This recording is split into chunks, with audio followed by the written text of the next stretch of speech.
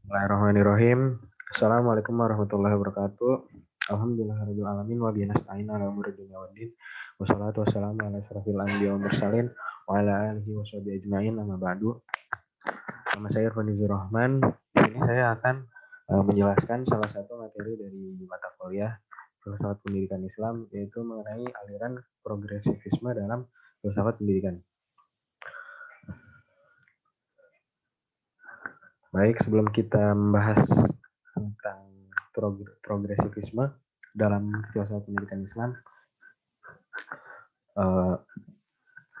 kita akan membahas yaitu apa itu filsafat pendidikan. Jadi filsafat pendidikan merupakan terapan dari filsafat, yang berarti bahwa filsafat pendidikan pada dasarnya menggunakan cara kerja filsafat dan akan menggunakan hasil-hasil kajian dari filsafat. Itu berupa hasil pemikiran manusia tentang realitas, pengetahuan, dan nilai, khususnya yang berkaitan dengan praktik pelaksanaan pendidikan. Jadi maksudnya di sini filsafat pendidikan itu menggunakan cara kerjanya filsafat, yaitu dia kan filsafat pendidikan ini lebih ke kayak mempelajari peserta didik, terus lebih ke pendidikan lah pokoknya, untuk lebih ke praktek pelaksanaan pendidikan. Nah, filsafat pendidikan ini ya menggunakan cara-cara kerja filsafat gitu dalam menganalisa atau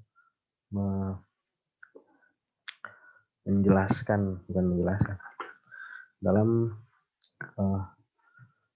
menganalisa atau melakukan observasi terhadap suatu objek dengan cara filsafat. Nah, selanjutnya, setiap aliran filsafat pendidikan memiliki aspek ontologi, epistemologi, dan aksiologi. Pertama, ontologi. Ontologi yaitu ilmu yang mempelajari realitas atau kenyataan konkret secara kritis. Selanjutnya, epistemologi dalam filsafat fungsinya sebagai landasan tindakan manusia di kesehariannya, dasar pengembangan ilmu pengetahuan, dan sebagai sarana mengetahui kebenaran pengetahuan. Selanjutnya, aksiologi. Aksiologi itu teori nilai yang berkaitan dengan kegunaan dari pengetahuan yang diperoleh. Jadi ontologi itu mempelajari realitas atau kenyataan, maksudnya sesuatu yang realistis, yang sebenarnya gitu. Nah, tapi secara kritis, secara mendalam. Selanjutnya epistemologi, maksudnya dia itu epistemologi ini landasan gitu, landasan tindakan manusia dalam kehidupan seharinya atau dasar pengembangan ilmu pengetahuan dan sebagai sarana mengetahui kebenaran pengetahuan. Jadi dia tuh sebagai kayak landasan gitu, latar belakang dari tindakan-tindakan. Nah, selanjutnya aksiologi itu nilai atau hasil dari pengetahuan yang telah dikaji dan diperoleh. Baik, selanjutnya membahas tentang progresivisme itu sendiri. Pertama, pandangan ontologi mengenai progresivisme. Kenyataan alam semesta adalah kenyataan dalam kehidupan manusia. Pengalaman adalah kunci pengertian manusia atas segala sesuatu. Pengalaman manusia tentang penderitaan, kesedihan, kegembiraan, keindahan, dan lain-lain adalah realita hidup manusia sampai mati. Selanjutnya, pengalaman. Pengalaman adalah sumber evolusi yang berarti berkembangan mau setapak demi setapak, mulai dari yang mudah ke sulit, proses yang lama itu kan. Atau pengalaman adalah perjuangan, sebab hidup adalah tindakan dan perubahan. Manusia akan tetap hidup berkembangan jika ia mampu mengatasi perjuangan perubahan dan berani bertindak. Nah, seperti yang kita bahas sebelumnya, bahwa ontologi itu mempelajari suatu hal itu secara realistas dan secara kritis gitu. Nah, seperti yang tadi saya sudah jelaskan, manusia pengalaman. Jadi ini progresivisme ini aliran ini lebih ke pengalaman gitu. Bahwa untuk memperoleh segala sesuatu ini harus dengan pengalaman gitu.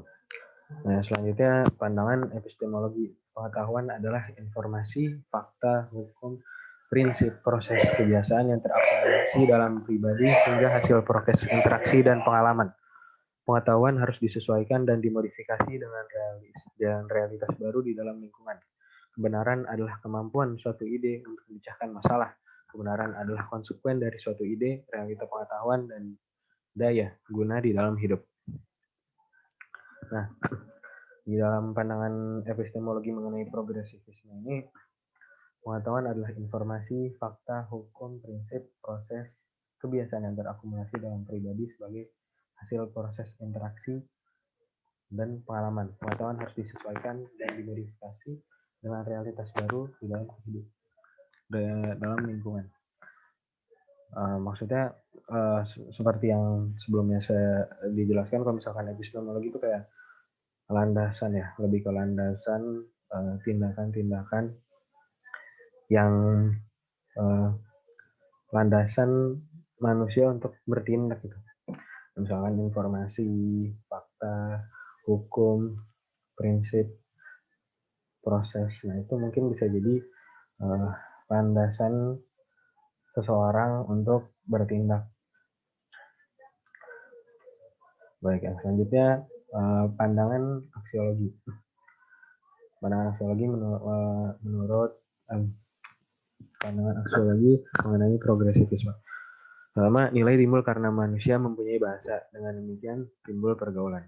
Masyarakat menjadi wadah timbulnya nilai-nilai. Bahasa adalah sarana ekspresi yang berasal dari dorongan, kehendak, perasaan, dan kecerdasan individu. Nilai itu benar atau salah, baik atau buruk dapat dikatakan ada bila menunjukkan kecocokan dengan hasil pengujian yang dialami manusia dalam pergaulan manusia. Nah, aksiologi itu kan seperti yang kita tahu, kalau misalnya aksiologi itu kayak nilainya gitu, nilai dari suatu hal, dari suatu kegiatan. Kayak misalkan nilai timbul karena manusia mempunyai bahasa, dan demikian timbul pergaulan. Jadi manusia mudah bergaul itu karena pertama pasti dari bahasanya. Kalau misalkan bahasa mereka aja udah beda, pasti sulit untuk bergaul gitu. Sulit untuk bergaul karena memiliki perbedaan dari segi bahasa saja sudah sangat cukup menyulitkan ya untuk bergaul gitu. Selanjutnya, masyarakat menjadi wadah timbulnya nilai-nilai. Bahasa adalah sarana ekspresi yang berasal dari dorongan, kehendak, perasaan, dan kecerdasan individu. Nah, bahasa ini sangat penting ya, karena dia itu sarana ekspresi yang berasal dari dorongan, kehendak, perasaan, dan kecerdasan individu. Jadi orang kalau misalkan ada suatu hal yang ingin dikehendaki atau ingin diluapkan ke orang lain atau ingin disampaikan ke orang lain, nah itu kan melalui bahasa gitu kan. Yang selanjutnya, nilai itu benar atau salah, baik atau buruk dapat dikatakan ada bila menunjukkan kecocokan dengan hasil pengujian yang dialami manusia dalam pergaulan manusia. Nah, menilai itu benar atau salah, baik atau buruk, ya tetap aja ada gitu. Bila menunjukkan kecocokan dengan hasil pengujian yang dialami manusia dalam pergaulan manusia. Selanjutnya, asas belajar menurut progresivisme.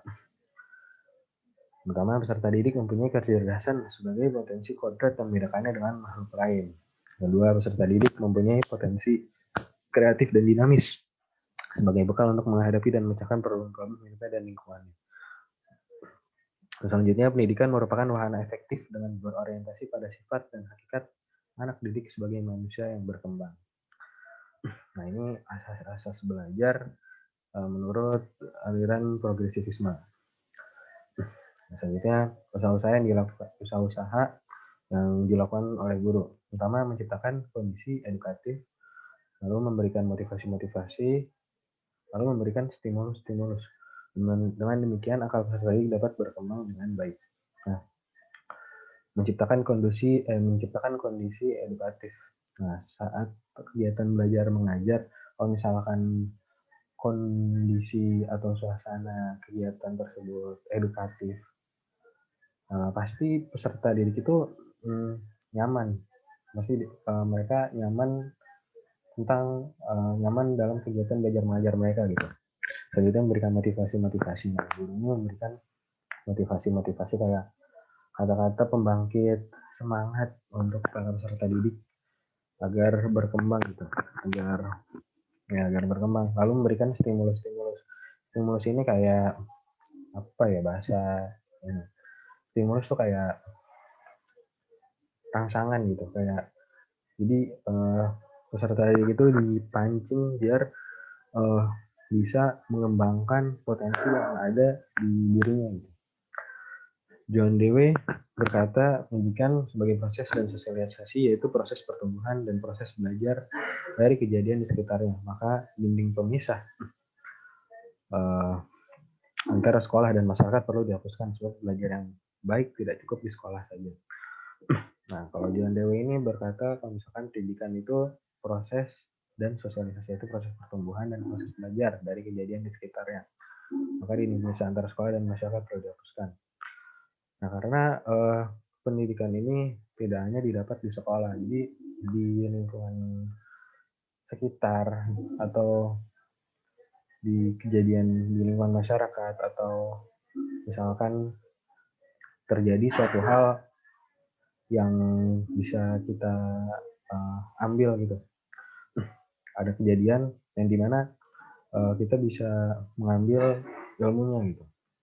Nah, itu kan di luar sekolah. Jadi tujuan ini kalau misalkan pendidikan itu terjadi di sekolah dan di sekitarnya juga. Lalu sekolah ideal adalah sekolah yang isi pendidikannya berintegrasi dengan lingkungan sekitar. Sekolah adalah bagian dari masyarakat. Sekolah harus menyajikan program pendidikan yang dapat memberikan wawasan kepada peserta didik tentang apa yang menjadi karakteristik atau kekhasan daerah tersebut. Isi pendidikan disajikan dengan metode learning by doing. Sekolah adalah transfer of knowledge sekaligus transfer of value. Jadi sekolah ini adalah bagian dari masyarakat gitu. Sekolah juga harus menyajikan program pendidikan yang dapat memberikan wawasan pengetahuan kepada peserta didik tentang apa yang menjadi karakteristik atau kekhasan di daerah tersebut. Lalu isi pendidikan disajikan dengan metode learning by doing, yaitu belajar dengan bertindak gitu, dengan learn by do, bukan learn by listening kan. Kalau listening cuma mendengarkan. Nah, kalau ini doing, jadi belajar dengan bertindak gitu. Nah, ini sekolah yang ideal. Selanjutnya, pandangan tentang kurikulum. Kurikulum bersifat fleksibel, tidak kaku, bisa diubah sesuai dengan kehendak zaman, terbuka dan tidak terikat oleh doktrin tertentu. Dapat dievaluasi dan direvisi sesuai kebutuhan. Mata pelajaran tidak terpisah, melainkan harus terintegrasi dalam satu kesatuan dengan tipe core kurikulum. Metode belajar yang diutamakan adalah problem solving dengan langkah-langkah seperti metode ilmiah. Kurikulum dipusatkan pada pengalaman manusia.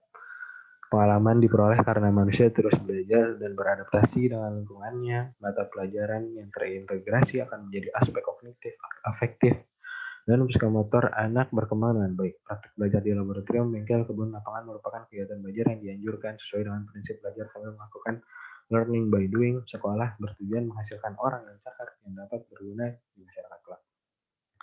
Jadi kalau misalnya, kurikulum itu kan bersifat fleksibel, tidak kaku.